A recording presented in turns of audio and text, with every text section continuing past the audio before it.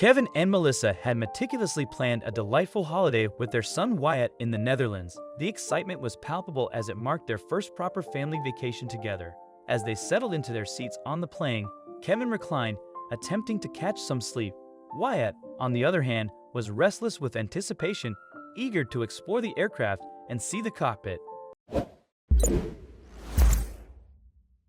As the final passengers boarded and the flight crew prepared for departure, the pilots kindly offered Wyatt a brief tour of the cockpit.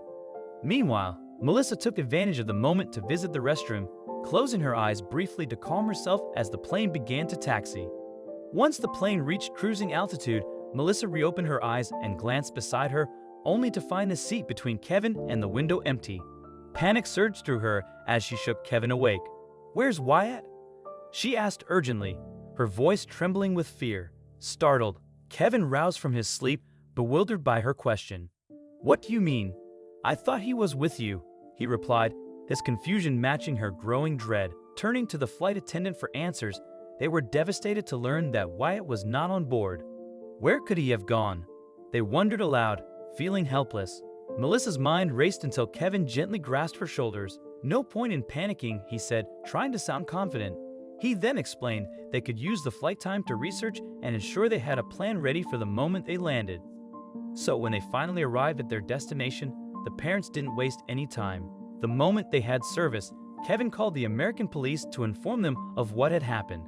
Meanwhile, Melissa called airport security to figure out what happened with their son, and they had something very surprising to share. The security officer explained that they had quickly found Wyatt based on the parents' description. They followed the boy on the footage, hoping they would notice anything to help them find him. But the security officer couldn't help them further as Wyatt disappeared from their cameras after leaving. Now, Kevin and Melissa had done everything they could from their remote location, and it was vital for them to fly back as soon as possible. They bought tickets for the first flight back, which would fly the following morning. They entered the plane fatigued, and it felt like the flight took a lifetime. Eventually, they arrived back at the place where it all went wrong.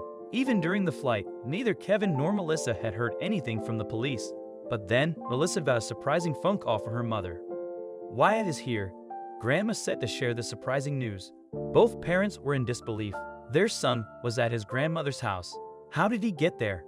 Why did he show up there after disappearing for 2 days? The parents drove to Grandma's house as fast as possible. They burst through the door and ran toward Wyatt. When Melissa embraced him, she couldn't hold back her tears as she felt a wave of relief come over her. Melissa broke her long embrace and looked at her son. Her gaze was stern but filled with love. "Where have you been? Why did you leave the airport? Please tell me what happened," she rambled. The boy explained that when the pilots finished giving him the tour, he left the cockpit and was surprised to see his mother leave the plane. This confused him very much as he thought the plane would soon leave, so he decided to follow her. But before Wyatt could continue his story, Melissa interrupted him. She was shocked to hear this. "I didn't leave the plane. How could you think that?" she said. Wyatt's answer only caused her to be more confused. Melissa apologized to her son and, with newfound curiosity, encouraged him to continue his story. Wyatt explained that he was confused by his mother's actions. Why would she leave so close to departure? There was still quite some distance between them, and Wyatt was slowly losing hope of catching up. He had screamed for his mother a few times, but she didn't seem to hear him. Then his mother suddenly stood still beside a trash can and seemed to put something inside. Now that his mother was standing still, he could catch up, but she resumed her journey before he could reach her. Wyatt wanted to follow, but as he passed the trash can, he looked inside and his eyes grew wide. "This must be an accident," he mumbled. He quickly grabbed the item and resumed his chase. The chase eventually led him out of the airport, where he could finally catch up to his mother. She seemed to have slowed down since she was outside the airport and looking around. "Mom!"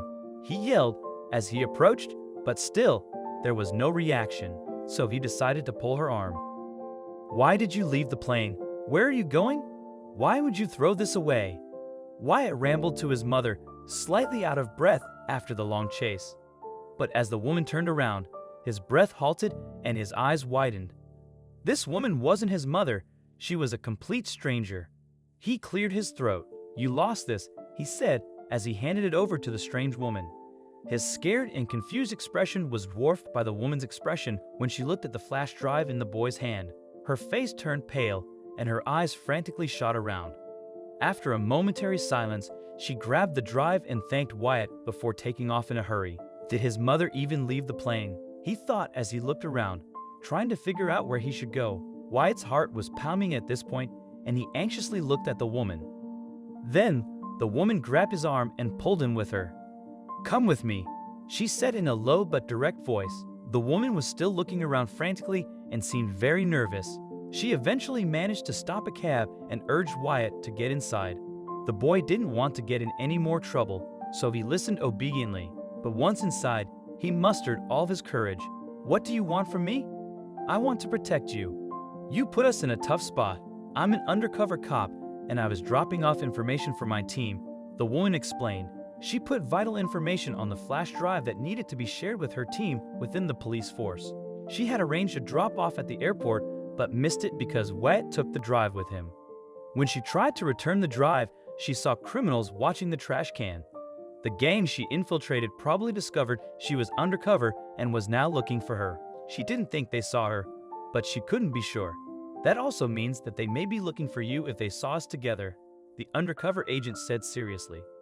"I'm sorry," Wyatt eventually brought out, tears forming in his eyes. But the woman told him not to worry. Every undercover agent was prepared for such a scenario, and she would take him to a safe house. "Nothing is going to happen to you," she said, and Wyatt felt like he could trust her. Once there, the woman called her team from the police, which responded immediately and arrived not much later. When the whole team was present, the woman shared the information on the flash drive, and the team was very impressed with the content. The team then discussed their plan, which would be a little different now that the woman's cover was blown and they didn't have a person on the inside. But after putting their heads together, they figured out a way to raid the gang's headquarters. The next day, the team sprang into action. Guided by the undercover agent's detailed intelligence, they executed a successful raid, apprehending all the criminals who had targeted her and Wyatt. The police meticulously ensured every member of the gang was arrested to guarantee Wyatt's safety before reuniting him with his family. Once cleared, the agent volunteered to escort Wyatt home. Believing his parents were still absent, Wyatt asked to be taken to his grandma's house. "And that's how I ended up here," Wyatt concluded. His parents exchanged astonished glances, speechless with relief. Despite the trip not going as planned, they were grateful to have him back safely. The family returned home after their tumultuous ordeal, opting for a relaxing stay-at-home vacation over the next few weeks.